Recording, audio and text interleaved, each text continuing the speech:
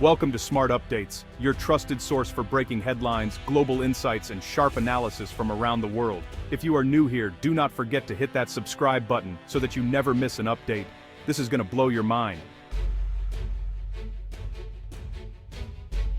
Picture this, a gray, misty morning at Jiangnan Shipyard, Shanghai. The air is thick with anticipation as thousands gather at the massive dry dock. All eyes are fixed on a colossal silhouette in the fog. This is the Type 004, China's first true supercarrier, the culmination of decades of ambition and relentless work. Loud commands echo and the dry dock gates open. Water from the Yangtze pours in, lifting the ship for the first time. This isn't just a launch, it's a declaration. With electromagnetic catapults, this ship can launch heavier, faster aircraft farther than ever before. China is building a navy to challenge the masters of the sea. The red flag rises high on its mast. This moment marks a fundamental shift in global naval power. The dragon has shown its new teeth, and the world is watching. So, what is this Type 004? It's not just a big boat, it's a floating military base, a sovereign piece of territory that can move anywhere. The key nuclear power. Unlike its predecessors, the Type 004 can sail for years without refueling. Its only limits are food and supplies for its crew of thousands. This is a vessel built for the deep oceans, far from home. It's a massive leap for the People's Liberation Army Navy. China's first carrier was a refurbished Ukrainian ship. The second, a domestic copy. The Type 004 is a clean-sheet world-class supercarrier. It's China saying, "We're here to compete." Building a nuclear-powered supercarrier is one of the most complex engineering feats on Earth. For China, it's a message: we have the skill and capacity to build anything we need. This ship is a tool of military might and national prestige. It allows China to project power far beyond its borders. With the Type 004, China is no longer confined to its coast. It's the centerpiece of a navy transforming into a global force. The real question: how will China use this new power? Let's focus on the core, the nuclear reactor. This is the game changer for the Type 004. Conventional carriers need constant refueling, nuclear power cuts that tether. The ship generates massive electricity for propulsion, sensors, weapons, and daily life for thousands. This means speed and endurance, over 30 knots for weeks, racing to any crisis zone. The carrier can stay on station longer, complicating any adversary's plans. Nuclear power also enables next-gen tech electromagnetic catapults, advanced radar, electronic warfare, and even future lasers or railguns. Only a nuclear reactor can provide this level of power.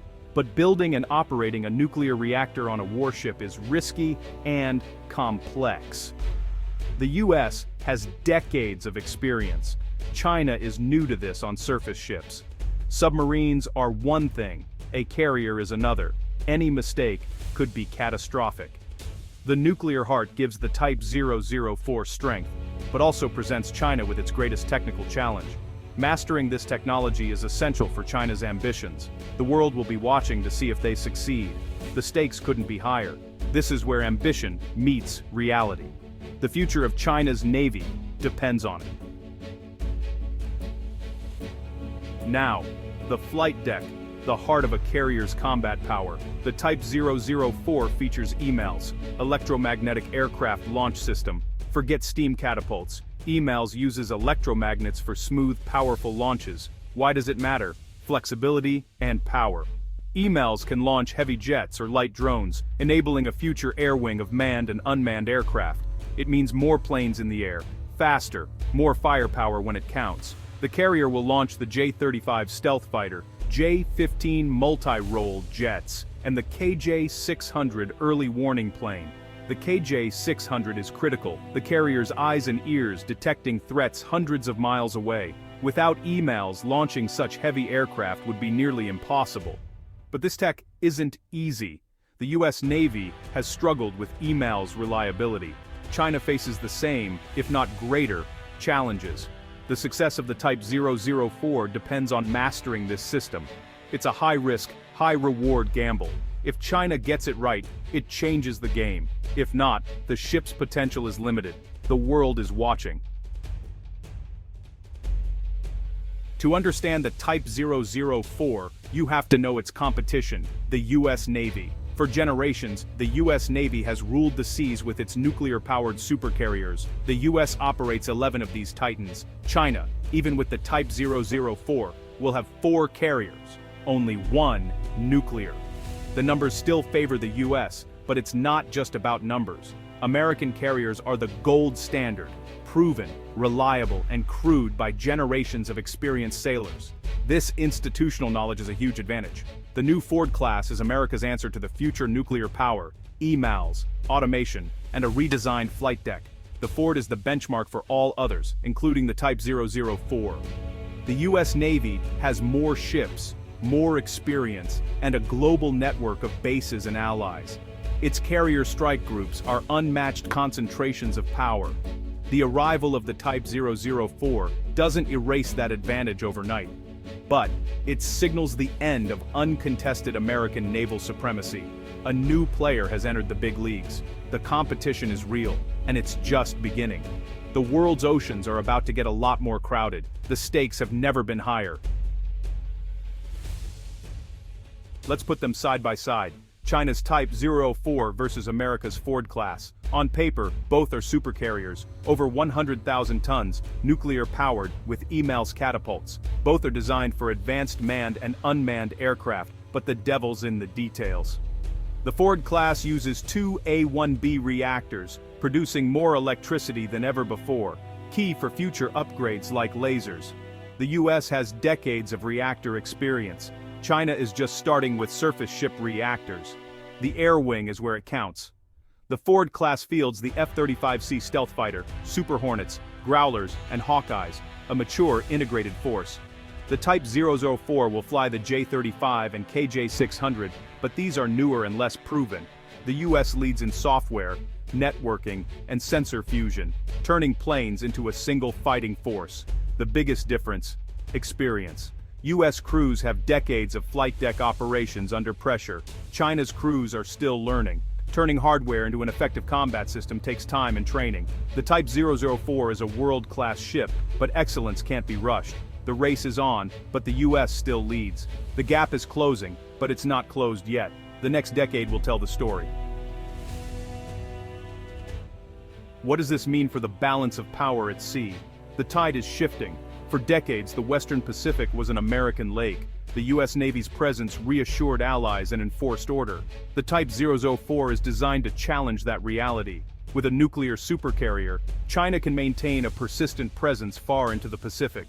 This complicates US military planning and changes the strategic calculus. It's not just about a carrier duel, it's about influence and perception. A Chinese carrier strike group in the Indian Ocean or Africa sends a powerful message. China is a global power. The goal isn't to defeat the US Navy head-on, yet. It's to make US intervention costly and risky. This is anti-access area denial in action. The Type 004 pushes China's defensive bubble farther out to sea. The world's balance of power is being redrawn. How should the US respond? The Pentagon is debating this right now. The US isn't standing still. It's building more Ford-class carriers, developing unmanned aircraft, and investing in hypersonic missiles. The strategy is shifting distributed maritime operations, spreading out forces to make them harder to target. The carrier remains the centerpiece, but may operate from farther away, using long-range and unmanned systems. Allies are more important than ever. Japan, South Korea, Australia, the UK, and France are all strengthening their navies and alliances with the US. Together, allied navies form a formidable force. Collective security is a major US advantage. The Type 004 forces the US to innovate, train harder, and work more closely with allies. Competition can drive improvement. The Type 004 is a wake-up call. Naval superiority can't be taken for granted. The US Navy must adapt to stay on top. The game is on, and the world is watching. The next moves will shape the future of naval power. The stakes are global. So, Why does the Type 004 matter? It's more than steel and technology. It's a symbol of a new era in global affairs, the culmination of China's drive to become a maritime power. The Type 004 changes the military balance in the Indo-Pacific. It gives China a tool to project power, coerce neighbors, and challenge U.S. dominance at sea. It raises the stakes for any conflict, especially over Taiwan. It accelerates a new arms race, driving innovation on both sides. The Type 004 is a harbinger of a multipolar world. The era of a single superpower is fading. Others are rising. The next chapter in naval history is being written now. The only question, who will shape it?